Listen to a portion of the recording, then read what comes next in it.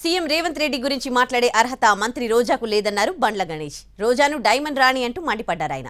దీనికి కౌంటర్ ఇచ్చారు మంత్రి రోజా. బండ్ల గణేష్ ఎవరని ప్రశ్నించారు. 7 o'clock బ్లేడ్తో గొంతు కోసుకుంటానన్నాడు, అతనేనా అని కామెంట్ చేశారు రోజా.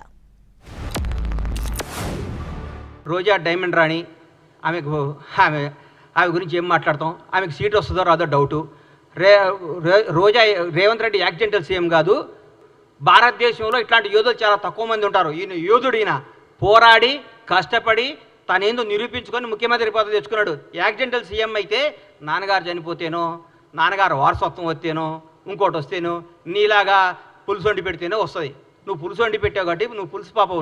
నువ్వు వదిలేయి. నువ్వు రేపో మాపో మాజీ అవుతావు. ఆ మాజీ ఈ మాజీ కలిసి పెట్టి ఇక్కడ వచ్చి జబర్దస్త్ ప్రోగ్రామ్ చేసుకుంటా, పగల జబర్దస్త్ షూటింగు, నైట్ పూట ఏమో మాజీలు కలిసి తాజాగా కేజీలు తెచ్చుకొని పులుసు వండుకొని పెట్టుకోను. అంతేగాని మా ముఖ్యమంత్రి అనే స్థాయి నీది కాదమ్మా తల్లి.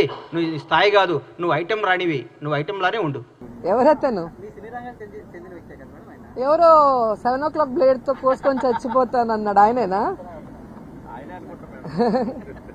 ఏం చెప్తాం వాళ్ళ గురించి కానీ.